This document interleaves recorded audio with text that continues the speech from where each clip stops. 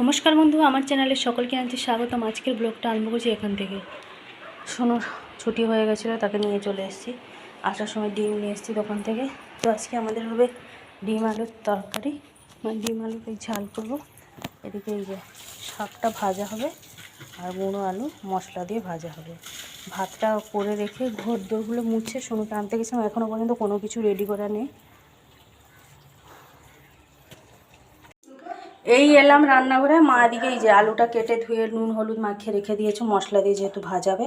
সকালবেলা একটুখানি চা করেছিলাম, মানে ওই লিকার চা যেমন হয় তেমন হয়েছিল। মার জন্য আমার জন্য একটুখানি দুধ চা করেছিলাম, যেহেতু আমার খেতে ইচ্ছা হয়েছিল সেই কারণে।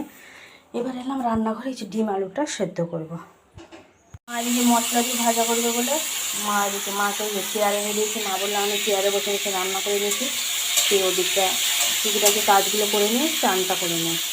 আর ওদিকে এই যে ডিম আলু সেদ্ধ বসে দিয়েছিলাম, আর এদিকে এই যে আলুটা ভাজা করতে আমি এদিকে মশলাগুলো একটু গ্রাইন্ডিং করবো। আদা রসুন পেঁয়াজ, এদিকে আছে জিরে আদা জিরে শুকনো লঙ্কার পেঁয়াজ। এদিকে সব বাসন কুসনগুলো পড়েছিল, সব বাসন কুসনগুলো মেজে ধুয়ে পরিষ্কার করে এদিকটা ঝাঁট দিয়ে দিয়েছি। এখন এই যে আটাগুলো সব চালিয়ে রাখবো, সেই আটা মুছবো। এখনও অনেক কাজ, ময়দাটা ঢালবো, অনেক দিন হলো ঢালবো সে ঢালাই হচ্ছে না। সময় আমার হয়ে উঠছে না, বড্ড সময়ের অভাব। তো আজকে যেহেতু সময় পেয়েছি, এগুলো কাজগুলো সব করবো। আর এদিকে আটা চালানো হয়ে গেছে, ময়দাটা ভরে রেখেছি মাকে, মানে ভরে রেখে দিলাম কৌটোতে। এদিকে ঝাঁট দিয়ে সব পরিষ্কার করে দিলাম। ওদিকে তো মাকে সব কিছু সাজ করে দিয়ে এসেছি। আর আমি যাবো এখন, এই যে সিঁড়ি ঘরটা মুছবো। বাজে এখন 12টা। কালকের মতন আমার এই চানটা মানে কমপ্লিট হলো। এদিকে এই যে জামা কাপড়গুলো কাচলাম, অনেকখানি জামা কাপড়গুলো ছিল। এদিকে এই যে আবার দুটো শাড়ি ভিজে রেখেছি, যেটা বিকালবেলা কাচবো, যেটা এখানে সামনে দেওয়া হয়। এবার সব কিছু কাজ বাজ শেষ করে গুছিয়ে গাছিয়ে চান করতে করতে এই হয়ে যায়। কিছু করার নেই বলুন, বাড়ির কাজ করতে হবে। আবার ওদিকে সিঁড়ি ঘরটা পরিষ্কার করে মুছলাম। আর আমার কোমরটা কি যন্ত্রণা হচ্ছে, আগে এত কোমরে যন্ত্রণা ছিল না, ইদানিং বড্ড কোমরে যন্ত্রণা হয় আমার। একটু কিছু ভারী কাজ করলেই ব্যাস।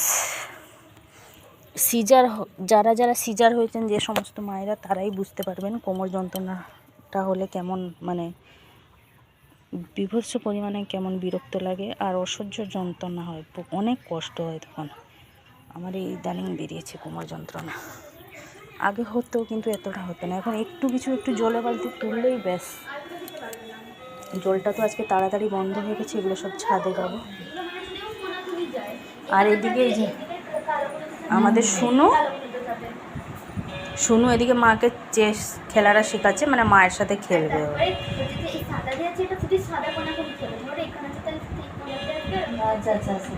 যে সাদাতে বসেছে সাদাতে যাবে, যে কালোতে বসেছে কালোতে যাবে। হ্যাঁ, শুধু এই দুটো এরকম নিয়ম হচ্ছে, বাকি সবাই ঘোরা। এই ঘোরটা মানে হচ্ছে যে কোনো দিকে এল মতন যাবে, ঠিক আছে? ধরো এখান থেকে এইভাবে একটা এল আসবে, এই দিক থেকে এইদিকে একটা এল, ঠিক আছে?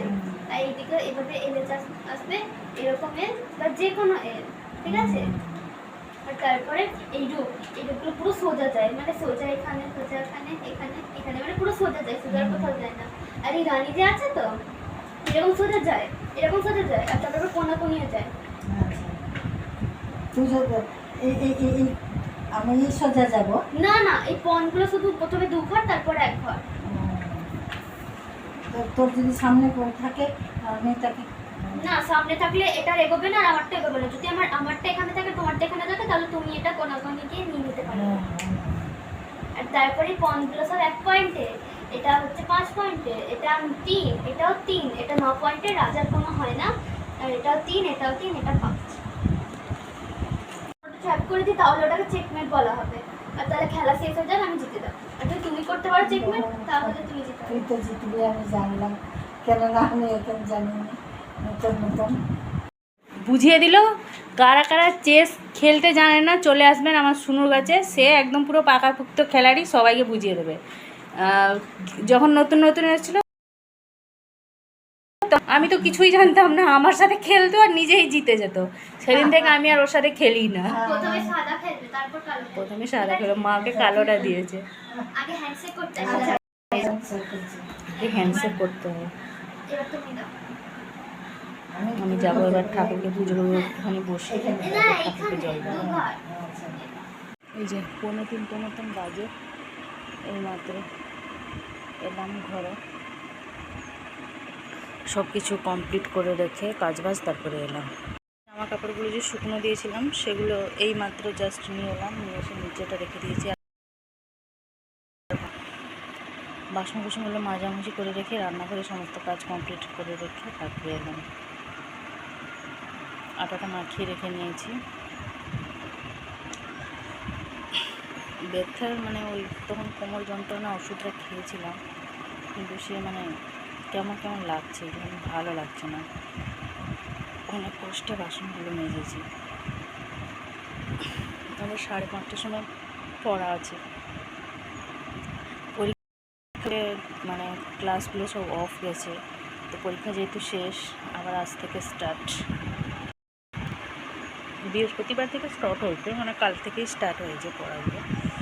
আজকে আবার উইথ ক্লাস যাবে, দেখি একটুখানি যদি ঘুম হয় তো ভালো, উঠে আবার ওকে নিয়ে যেতে হবে। আবার সারাতে পড়া আছে। বাজে এখন বিকালের 4:30। ঘুমিয়েছিলাম, ঘুম তো হলোই না, আবার ব্যাঙ ডাকছে রে। শোনো, রাত্রিবেলা মানে বৃষ্টি হবে, ঝড় জল হবে। তোর আবার পড়া আছে, ওটাই ভাবছি। এদিকে শোনো, এই যে বসে বসে এগুলো কোথায় ছিল রে বাবা? প্যাকেটের মধ্যে ছিল। তো ছোটোবেলায় এগুলো সব বসে বসে রং করতেছে, আজকে হঠাৎ তার আবার মনে পড়ে গেছে। আমি অনেক ঘুমানোর চেষ্টা করলাম, বাট ঘুম হলো না। একটা কথা ঠিকই, যন্ত্রণা হলে ঘুম দেখবেন হবে না, চলে যায়। যাই হোক, তো এদিকে এই যে সিংহটাকে কালার করে নিয়েছে। আর এদিকে এই যে ওটা কী বাবা? এগুলো সব কী কী আছে? জিরাফ, তাই তো? জিরাফ আর লায়ন আছে, এলিফ্যান্ট, জেব্রা আর মানকি। বলে বাবালে, তুমি কোথায়? হ্যাঁ, তুমি কোথায়? আমি এখানে থাকতে। তুমি নেই এখানে? না। আচ্ছা, এগুলো সব এখন কালার করবে বসে বসে। 5:30 থেকে ওরা আবার পড়া আছে। চলুন এখন আমি যাবো রান্নাঘরে, রুটিটা করে নিয়ে ওকে 2টো রুটি খাইয়ে তরকারি খাইয়ে তারপরে পাঠাবো, যেহেতু অনেকটা দেরি হবে আজকে, সেই কারণে। স্যার, ইংলিশ স্যার আমাদের বাড়িতে পড়ানো আসার কথা, এখনও পর্যন্ত আমরা শিওর হতে পারছি না কী করবে স্যার।